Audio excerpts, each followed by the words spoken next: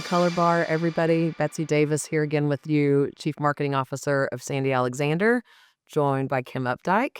Yes. Hi, Betsy. How are you?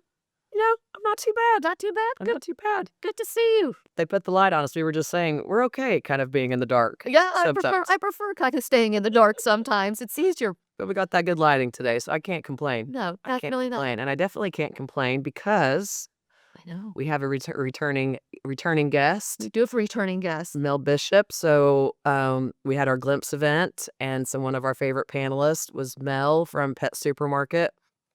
All things in-store, marketing director of in-store planning for Pet Supermarket, but she's also worked for brands like Dick's Sporting Goods, Cabela's, Kohl's. I mean, she's got them covered. So if you think about in-store, Mel's kind of seen it all. So excited to continue the conversation from Glimpse and see what's been happening since we saw her last. Mel, thank you. Welcome to Colorbar.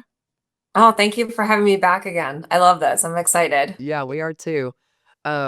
So yeah, let's just jump right in, shall we? Yes. So I can't believe it was just, I don't even know, it's maybe even been 6 weeks ago, something like that, since Glimpse. And we're already planning for Christmas. We're planning for holiday. Yes. We just kicked off a holiday campaign with Sean Sager. We did a little collab with them, also on the panel. And so we're anxious to talk to you. Are you living in holiday land right now at Pet Supermarket? Sure am. There's definitely a lot of planning that's going on right now and making sure that, we're set up for success. It's the pet world's a little bit different, right? No one's standing outside of the pet store on Black Friday trying to get in for those amazing deals, but the experience is still the same. We still want the customer to come in and, what we see with pets being part of the family. Customers are really gravitating towards, getting them ready for the holidays. So if it's grooming and, getting a bath or getting a great, outfit or the stocking stuffers, the treats, it's all of that. And that's what we're in the throes of planning right now. Well, and I've always noticed Halloween seems to be a thing with the pet space too. All the crazy costumes and Yeah. so We have probably were customers planning that for bring that when we them were doing in. Glimpse, but yeah. We have customers that bring their pets in costumes. And so we actually are planning a fun little trick or treat event. It's nothing that's meant to drive sales. It's an experience. It's something that we want them, to come in for because, we can say it as many times as we want. The customer experience drives loyalty. So we want them to have a fun, it's meant to be fun, right? Halloween is great. And I'm excited to do it with my kids. And I'm excited for all of the great, pet costumes that come in because there are people that go all in, and I love it. I'm so here for it. Well, I dressed my furry friends up one year as Dracula, Frankenstein, and the Mummy. And thank goodness, the one who went as the Mummy, I took like the white gauze, Yes. Yes. And literally wrapped her. And that's how she went as the Mummy. She kept it on, and she kept it on. She kept it on. So the three of them went. So it was hysterical, but that's really cute. Yes, but it is definitely, I think, the holidays, starting with Halloween, even for people and their pets, and having that kind of fun in-store experience and getting them to come in store. I mean, is just. I agree. I mean, it drives loyalty probably and a lot of engagement. Exactly. And Mel, I was thinking about this when we were doing Glimpse, and I never asked you the question. Obviously, your background and all these other fantastic retailers. Do you have to change your mindset at all whenever we are still the consumer, but it's also for the four-legged, and sometimes no legs at all, friends of the family. Does that add another level of complexity or forward thinking, or is it kind of the same kind of mindset? I mean, I think the biggest difference when it comes to pet is, and I think I said this at Glimpse at some point, is having a pet is a very personal and emotional decision. It's not buying a top or, trying to figure out what pair of shoes you want. It's a very personal experience. And when a customer comes in, we want them to know that it's personal to us too, right? So the difference when it comes to Pet Supermarket versus other and I'm not to saying anything disparaging, but we really tried to be that neighborhood pet store. So I wasn't necessarily a barista yesterday and now I work at a pet store today. There's something about the passion that, we try to bring. And when the customer comes in, but we also have to convey that in the store via every touch point that they have, right? There needs to be that personal element to it so that you build that trust, you build that foundation with the customer for them to continue to come back to us and feel that if they have a question, it's going along the same lines of people are going to social media for so many of their information now. It's not necessarily what it was a few years ago. And so they see this, they come in and then they come into the store and there's something that was trending or, whatever it might have been that they saw and they're looking to have that tactile experience in store is what we try to provide to them. But we don't lose the fact that they have whatever animal it is, whether it's your kid's first fish or it's, a reptile that you have as a teacher that you bring into the classroom, or it's a cat or a dog, whatever that animal is to you and that relationship is, we try to make sure that that is conveyed in every which way that we talk to the customer, whether it's through marketing or whether it's through that one-on-one personal experience that they have when they come into the store. You've said personalization a couple of times just in the few minutes that we've already been chatting. How has that personal experience changed through the years? You know what I'm Uh, saying? Like, I feel yeah. like now because there is so much tech and with AI, which we've talked a lot about, how have you seen that progression as well from a personalized experience, especially in store now versus Yeah. 5 years ago? It's so amazing how how quickly it has shifted. I remember working at Kohl's and it was such a nuance to have a digital price tag on a shoe. I mean, that was, and it feels like Yeah, forever that was big ago. And time. Yeah. now, Yep. yeah. And now you go into places and there's giant touch screens and, all of these different things that the customer is quite in fact demanding in some way.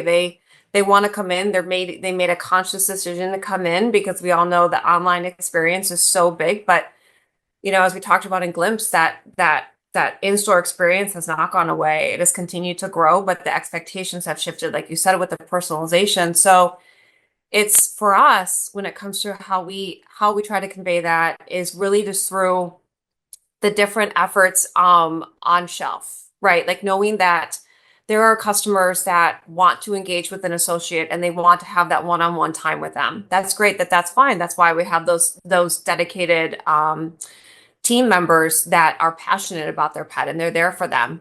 There's some people that want to be able to come in and have their own shopping experience and not necessarily interface with somebody. That's fine too. We all have that. So it's how can I arm them with the information to feel like they're making an informed decision? And is it all the detail by way of a shelf talker? Do we drive them, to look at to scan a QR code and go online all while staying within our ecosystem? It's interesting because you have to have a strategy for each thing that you do because you can't litter the store with QR codes. Then it's just everywhere. And I don't know what to do. I don't know what to scan. I don't know what I'm expecting. So there has to be a strategy and rationale for why would next to the birds or the fish, I'm not going to have a QR code. I'm going to have quick high level bulleted points of and talking to two customers. There's a customer that might already have a bird and they're just looking for additional things, or there could be a net new customer that has never had a bird and I need to speak to them in a way that they know that they're getting what they need when they're going home. So how do we speak to both of them and not exclude either one of them? So but I can't have them stand there and stare at a paragraph for 20 minutes either. It's their that attention span. That's the one thing that hasn't changed, right? It is still short. It is It still is. short. If I get that circle of death on computer that goes for more than 10 seconds, I'm like, what is happening? I have to restart because it's been 10 seconds. We have these demands of these quick turn, like having everything, and that's the store is the same. So that's where it's arm them with the information. Think about what it is that you're doing and how you're doing it. It's not one size fits all. It's why are they coming in? What is it that they need? And if it's something that is, again, if it's a live animal, I'm not going to drive them to do a QR code. I want to give them the information there. And if they need to have follow-up information, they can talk to an associate. I don't want to do a QR code. It doesn't feel personal. But there's certain things like if we want them to sign up for loyalty, if we want them to sign up for, other things, that QR code is quick and easy to do it. You see a lot of, and, don't let your points get away and stuff like that. You can do it on the door. You can do it, you should do it those meaningful touch points because you don't want to litter it throughout the store, but you want to have those places very strategically planned out and thinking about that customer journey from the time they walk in to when they leave, and where does it make the most sense? Where would I, as a customer, want to see those? It's not me as a retailer saying that. It's like, what do I want? And it's making sure that we never take off our customer hat ever. Yeah. I always have to have that on in conjunction with the marketing hat that I wear too. Otherwise, you lose sight of who you're talking to. I do want to talk loyalty, but you brought up the point of having that in the right spot. Mhm. And I think about this every time. Every time I come to Orlando, I stay at a Marriott property, and it's on the elevator door on the inside. So when you're waiting and you're riding up, like, what a perfect moment, to your point, like, find those perfect moments of engagement. And I'm like, that's the perfect spot to have somebody sign up for their loyalty program. You're in the elevator, you have nothing to do. You're clearly not talking to anybody. Right. That heaven forbid we speak to somebody in the elevator. No, you're not supposed to, You're right? not supposed to. It's a worldly known No, rule. rule. Um, Exactly. but anyway, so you bring up a good point, and we also had a conversation. Carolyn Walker, who was also on Glimpse, brought on one of her longtime clients from Logitech, and we were debating the QR code moment in store, and what does that look like 5 years from now? Like, I can't wait to kinda see how that evolves and how that whole moment changes. That's like you talked about, it's changed so quickly already. Yeah. There's Yeah. probably a moment that that's gonna change as well. Yeah, but it also, I think, when you're in store, it is about a personal experience. I mean, you are interacting um, with everybody else there, with associates or with other consumers that are there. So to your point, I think, Mel, the idea of, I think QR codes in those instances are really for convenience. Yes, I want to sign up for a loyalty program. Yes, this, but from an information, I kind of, when I go into pet stores, I kind of consider them to be my expert. They're part of my experience when I go in there. So if I've got a question, I'm not there to, this is just me, but I'm not there to read it on my phone. I'm there to ask somebody who I consider to be, you know, a knowledgeable, passionate pet person, because I Right. consider myself to be a knowledgeable, we can debate that, I understand, pet person. And so um, just that whole experience. And I think there's also like a trust factor, we consider our fur babies or our fish or whatnot, they're our family. So having those kind of personalized experiences and engaging in person when you make those visits and create those experiences is really important and drives, engagement and connection, which I think is great for the brand. Yeah. Yeah. You've said loyal and loyalty a few times, and we have gone like, sometimes it feels like there's like this resurgence, at least in the dining industry that we work Yes. in a lot, that it's like they're trying to figure out how to Yeah. elevate their loyalty programs. And I think about your space and the competitiveness, but even the other markets that you've worked in, like the Cabela's and Dick's, and you're competing with oh, now I just Bass Pro, and like, so people are very passionate about it. So I say all that to say, when you think about a loyalty program, do you also see the strategies and direction changing, where it's not just a point program? What else is happening to create these loyalists and create these loyalty programs that are working Well, you for you have guys? to, I feel like you have to make them almost aspirational, if you will, Mm. of, oh, I want to hit that spending threshold. I mean, Sephora is a great one, right? It's, I am the Rouge customer. Yes, I am, but I'm also happy because now I get early insider to this sale. And you want those things that are at that top tier to be something that you strive to get, Mhm. because you're, even the little things like I'll pass a gas station because I know I'm going to get points when I go here. And so then I can, help. Otherwise, if I go to this gas station that's just a mile down the road or maybe a mile sooner, I'm not going to get the points because I'm not part of their program. So you're really thinking about, where do I get the most bang for my buck, regardless. And there's that balance of instant gratification versus things that you want to continue to try to get to when it comes to the different loyalty programs that I think we're seeing out there right now. There's ones that are just very, very standard, right? Like free same day delivery or free, all of these things that are pretty like, okay, you know what? Like, yeah, everyone has that. Like, great. But what are those things that you think about, again, as a consumer? What would I want? And then drive that consumer loyalty and spend to be able to hit that. Because then they're excited by the perks that they got. You want them to be excited to want to hit that threshold. If it's just, that's the thing. It's going back to that, the demanding of the personalization, right? And making the customer feel like this is something that's for them. The more, I guess you could say, turnkey you make a program, the less exciting that it's going to be. And then why am I okay? Like, great, like I get it. Now if I'm here, I'll buy it. But if there's something, if there's no incentive, if there's something really drawing me to be like, to want to continue to make that purchase, but it's getting harder and harder, I think, just because of what the customer is looking for. And you mentioned Marriott, that's a great loyalty program, right? I think that people use that a lot as a benchmark.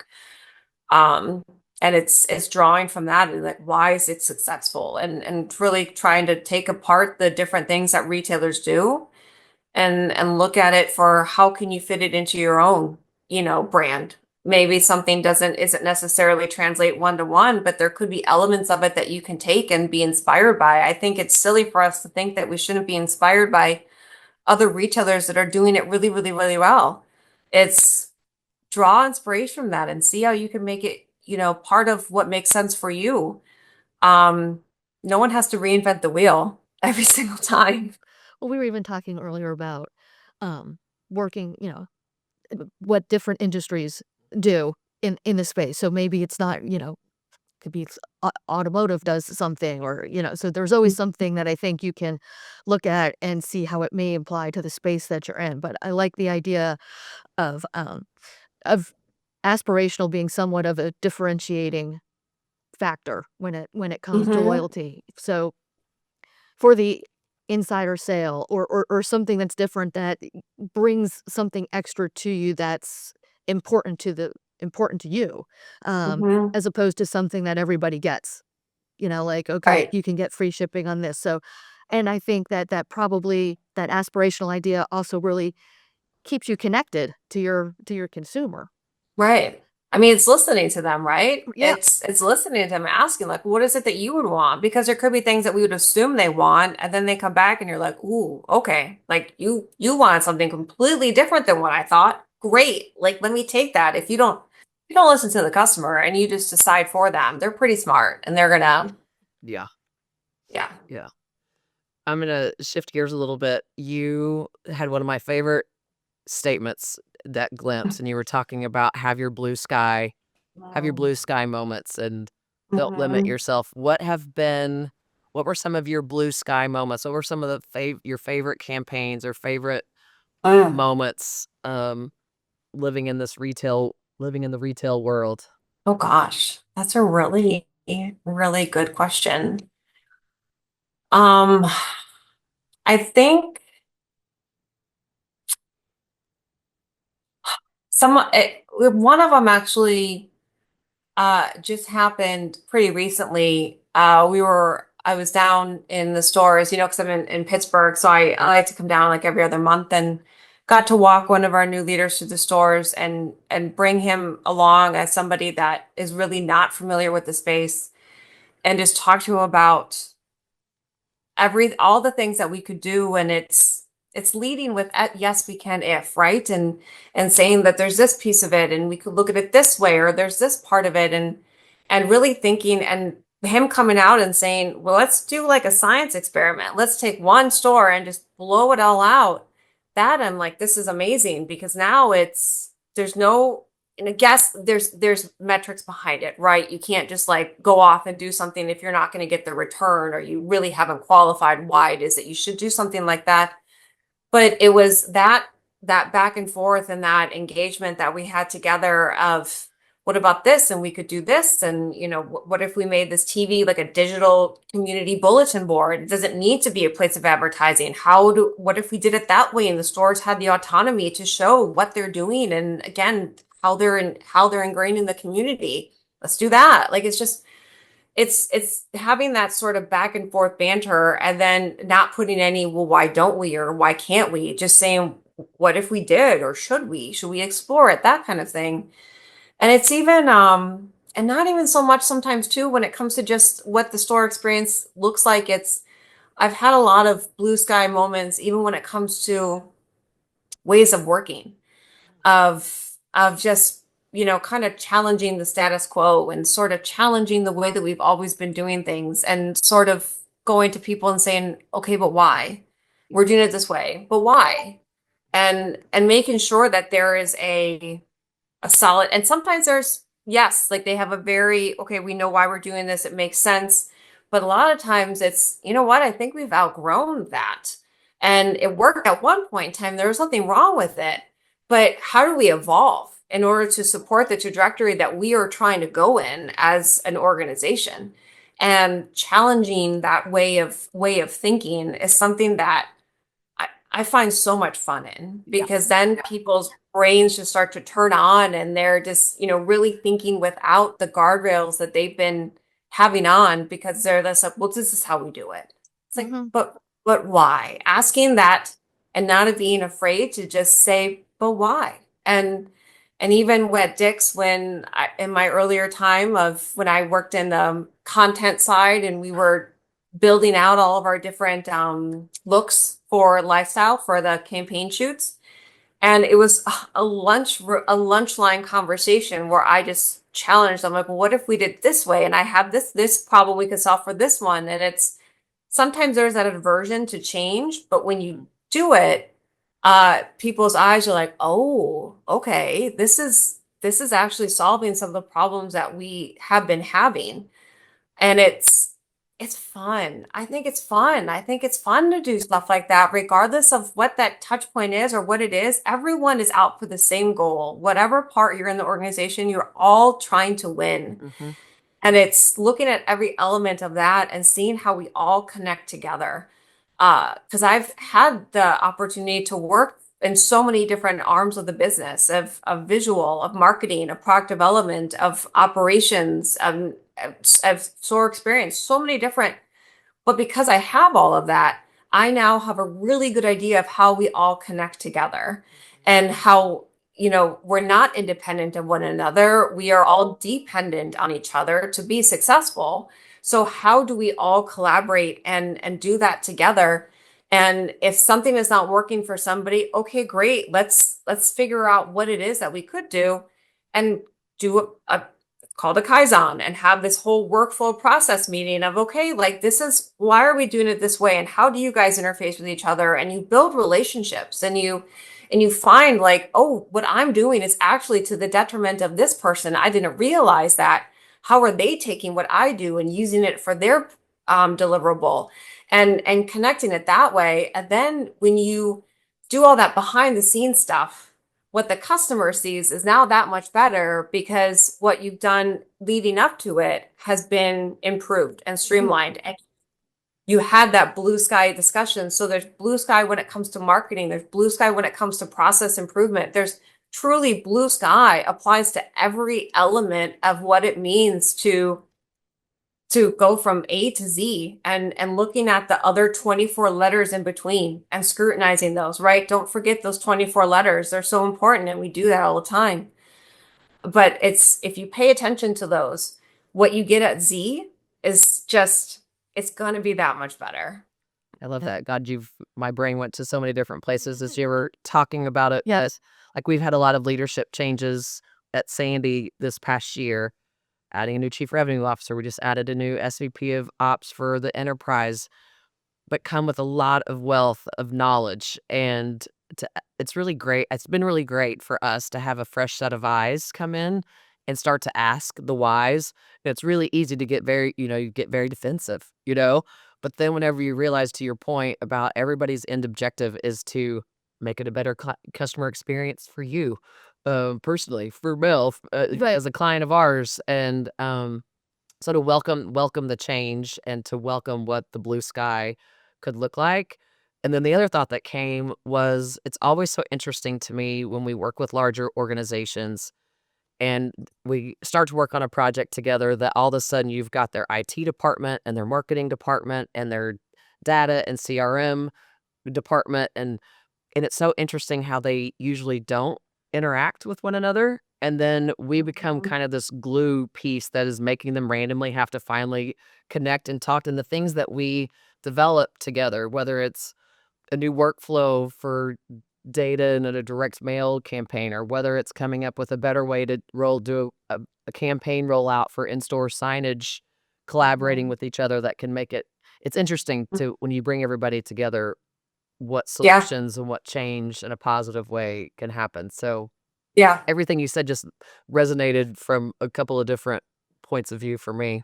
Yeah, because the end result is always better when you collaborate, right? And Right. and make an impression that way, and you see it both internally as well as externally, right? So your consumer Exactly.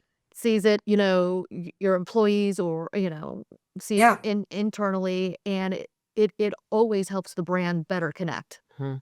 Mhm. Exactly. Like sometimes when you allow someone who's on the outside and they can look at something differently. I literally just had this yesterday, and I was talking to my visual team, Justin, and he's showing me what's happening for holiday. And I'm like, what, why are we doing that table that way? He's like, well, this end cap isn't available. And I'm like, well, if that end cap has been up there for 3 months, it's sort of stale. And this, what you want to put on the table is, it's going to look like a garage sale because there's not flow behind it. It's in and out, it's holiday, it's different vendors, therefore it comes in differently. There's so many different variables. So it's like, well, what if we did it this way? And we position it to the vendor like, hey, now you have this that we want to give you to support this initiative. Everybody wins, right? And that customer experience, walking into the store and having that be the first thing that they see, is now going to be that much better, not just even from an experience standpoint, but would it make sense for the business and the revenue driving efforts behind it around why we made these changes.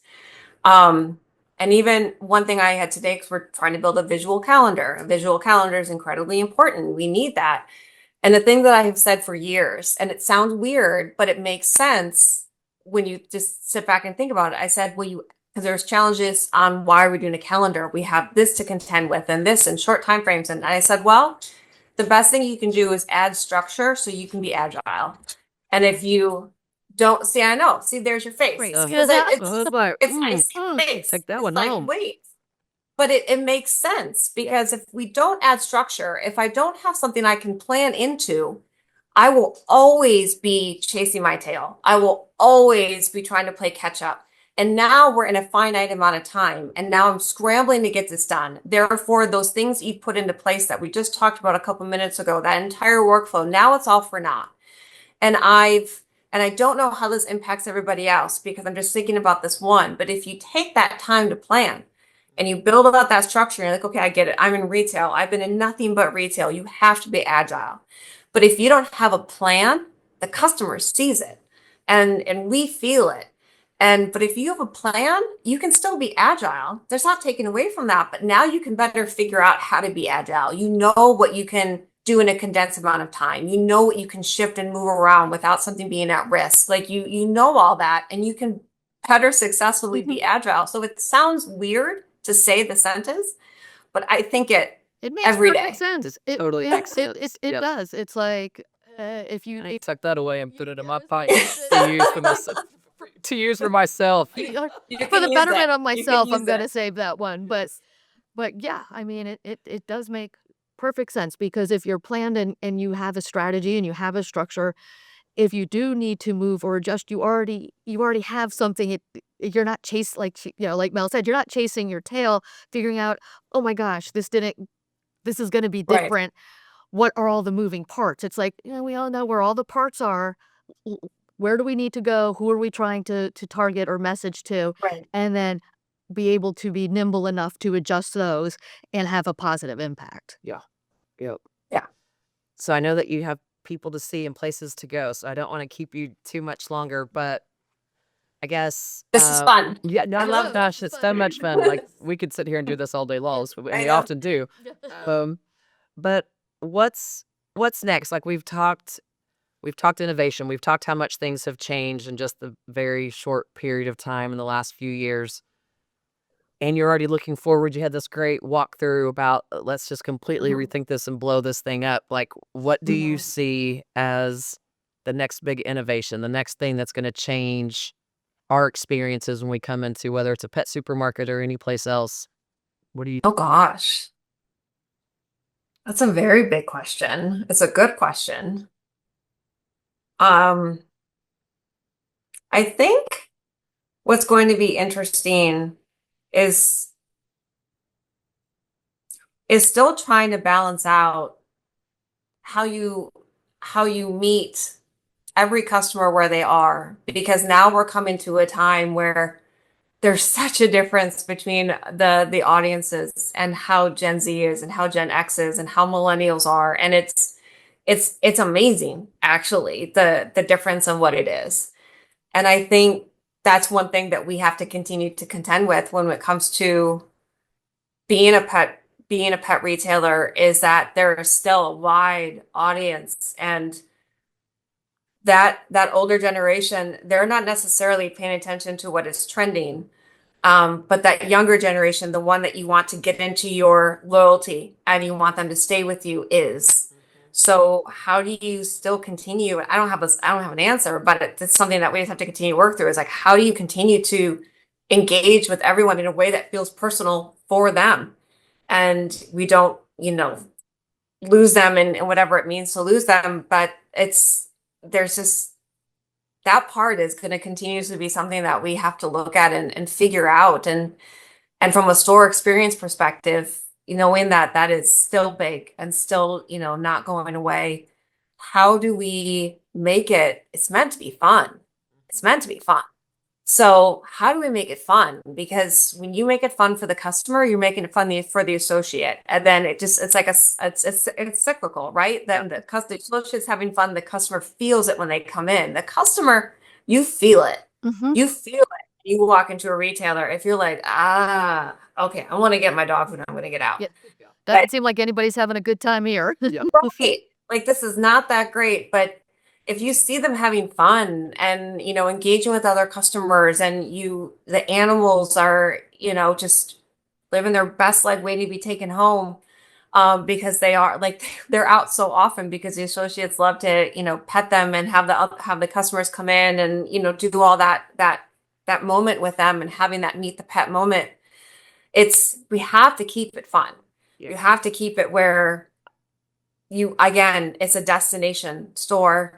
You can't have the fun online. You can get maybe those things that you need online, but you can't have that moment. And how do you keep thinking about what is it that they are looking for, and keeping a really tight pulse on that, so that you are continuously evolving? Like, hey, we've been doing this. Again, I'm always very careful to say that you weren't doing something wrong, but maybe we've outgrown it. So have we outgrown something that we've been doing? How can we evolve it? What does that look like, so that that customer, we continuously have that really fun, exciting message that we can tell to the customer outbound, and then they come in and then they're having that amazing experience and they want to stay. Again, a destination, you want them to come in and stay and peruse and look at all the things, have the experiences, look at the fish, touch the ferrets, like all that stuff. But you got to have fun. Yeah. And but we need to have fun at every point, right? It's having fun with the marketing that we do. There may or may not be a part of a upcoming campaign that yours truly is on, but it's because when we did the shoot, and it was just this fun moment where the dog leapt up and like hugged me, and it's fun. Like, it just it conveys fun. So while I was like, great, that's the one that we picked, it it made sense, Yeah. right? Like, you want the customer to smile when you look at it. You want the customer to smile when they look at the marketing that you do, and then when they come in the door, and just Well, and Okay. you You can know, it just and you can identify with it immediately. Like right. if you're, a pet person and you have that dog hug moment or whatnot, we've all been there and it brings you joy. Right. Right. I mean, it is Exactly. the joy and the fun of pet ownership and what that looks like, and then being able Yes. to feel that, and you will be you immediately identify. Well, Mel, I hope we Yeah. get to see this image on our presses, whatever It's we there. oh my gosh, I can't Oh, wait for we this. can. It's there. All right. Can't wait for this. Well, listen, Yeah, talking about having you fun. guys have it. Okay, I But cannot it's the wait. down on one knee moment. It's being down on that's what it is, right? It's the associate, it's anyone coming down on one knee and engaging with that pet and all of that. So it really resonates and yes, you will see it. And if you do anything with it, I mean, I have to have I fun. You just told me I need to have fun.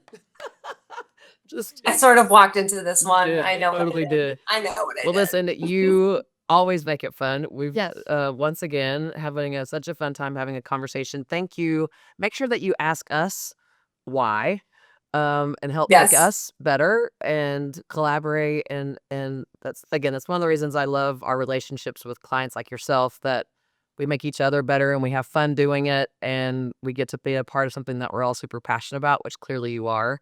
So thank you Yeah. for coming on Yes. Colorbar and showing that passion for what you do. So Well, makes it thank fun. you again for having me. Absolutely. All right. All right. All Well, have right. fun during the holidays, and hopefully we will see you again soon. Yes. Yes, Talk to you hopefully. soon. Absolutely. Okay. Bye, guys. Bye, Bye, Mel. Mel. Thank you. Thanks. And thanks everybody for joining us again on Color Bar, and we'll see you really soon.